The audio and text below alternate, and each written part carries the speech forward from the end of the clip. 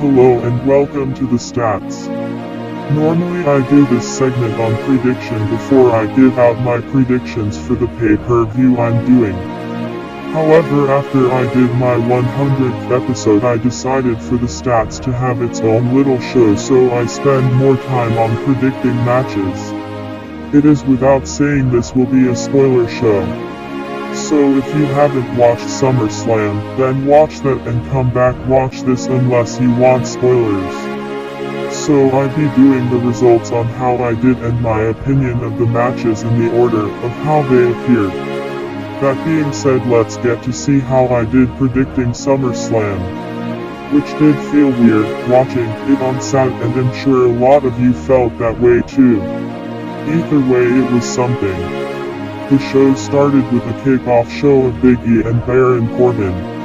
I for one thought this match may have happened, but I was thinking it would happen on Smackdown, not on the kickoff show, as let's face it, not a lot of people watch the kickoff show. Then we started the actual show with the Raw Tag Team Championship, AJ Styles and Omos vs Randy Orton and Matt Riddle, RK Bro. I had RK Bro winning. The match itself was interesting, and how it ended was what a lot of people thought would happen, that way of Omos not being pinned or submitted but Styles. So at the end, we have new Raw champs. I wonder what will happen on Raw. Anyways, I was right. Next was Alexa Bliss with Lily vs Ava Marie with Doudrop. First off, there was nothing crazy about this match, it was more of a standard match, which I got. Then Ava used Lily as a weapon of some kind, but since it's a ragdoll it's somehow not a weapon. She also attacked it. I did have Bliss winning, which I was right. Be interesting to see what will happen on Raw, since Doudrop walked out on me. But let's move on. The United States Championship, Sheamus vs Damian Priest. I had Sheamus still being champ. The match itself was good and had a nice pace to it. However, in the end I was wrong. I thought WWE was not going to give Priest that push just yet. Yeah, so far 3 Raw matches in a row. Now let's move on to a Smackdown match, which happens to be for the Smackdown Tag Team Championships. The Usos vs the Mr. I had the Usos winning. Did the Usos do dirty tactics? Yes. Did they work most of the time? Yes. Did they win? Yes. So I was right. I'm not sure when they will lose their championships, but I don't see them losing it anytime soon. SmackDown Women's Championship, Bianca Belair vs Sasha Banks. First off, why does the Women's Champion comes out first instead of second like the male champions? So anyways, I had Belair winning. However, though it was meant to be Blair vs Banks, but Banks wasn't clear to wrestle, so Carmella took her place. Then before the match even started, the man Becky Lynch showed up. After she beat up Carmella, it became Ballet and Lynch. This was by far one quickest matches I witnessed. It felt like it lasted 10 seconds, as after watching it a second time, I timed it just to be sure how fast it was from bell to bell, which turned out to be 26 seconds and 7 milliseconds. At the end I was wrong, but though, as at the time, I thought it'd be Belair and Banks. So maybe have it as a draw. Leave your comments below on what should I do. Also be seeing the channels that I watched to see their predictions, to see what they would do. As for now, it's going into the draw column. Now after I saw Becky picking up the W, I start to wonder, will her husband Seth win too? Anyways, next up, Drew McIntyre vs Jinder Mahal. This one felt easy to predict and I picked Drew to win. It was a nice past match, as it did last longer than the SmackDown Women's Championship, which I'm still trying to figure out why it was so short, but in getting off topic here at the end, I was right. Raw Women's Championship Triple Threat match, Nikki ASH vs the Queen, Charlotte Flair vs Rhea Ripley. I had Nikki for the win.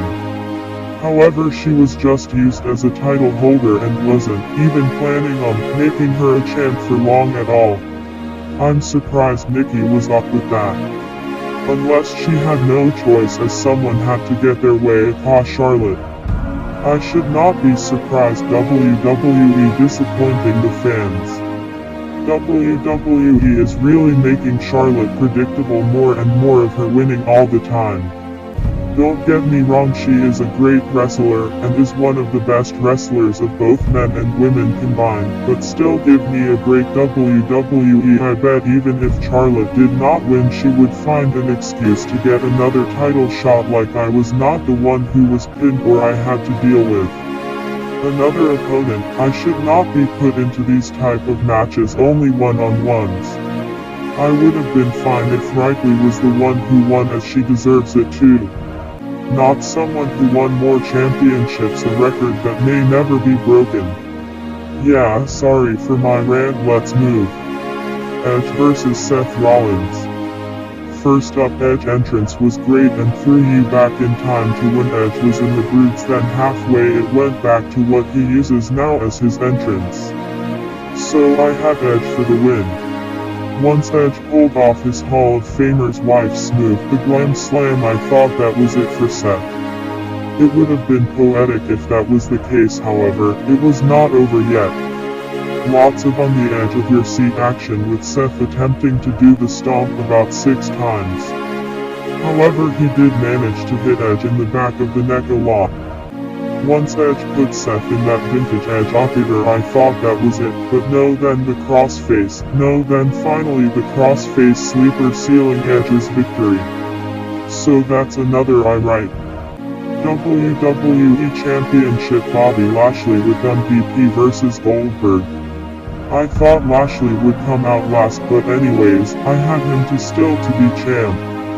This match lasted longer than I thought, and during the match, dirty tactics were used, with MVP hitting Goldberg in the back of the knee with his cane after pulling Bobby out of the ring before that, so Bobby won't get appeared. So I was right. However, it was no pin as the ref called the match to stop, as Goldberg could not continue after a few more shots to the knee by getting it run into the LED post. Yet Bobby wasn't done. MVP slid a steel chair into the ring, which Bobby again hit the damaged knee. Bobby did not did it once or twice, but 9 times. Then Gage jumped into the ring and attacked Bobby, which resulted him being put in the Hurt Lock. Even though the match is over, I'm sure Goldberg wants his revenge, even if it's not a title match. So most likely at Extreme Rules if it happens, but we will just have to see tomorrow.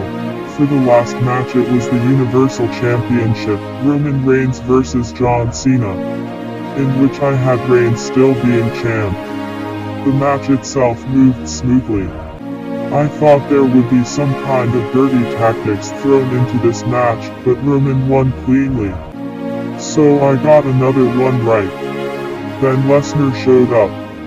This only means one thing: Rollins and Baylor have just went to the back of the line. I'm sure WWE is going to have Reigns versus Lesnar at Extreme Rules. As for who will win, I have to think on that.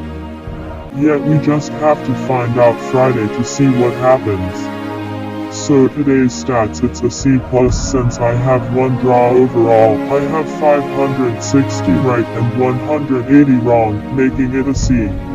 Next episode will be tomorrow on how well I did for NXT Takeover 36, which is today. So check out my predictions are on that. If you haven't already, the link for it is in the description.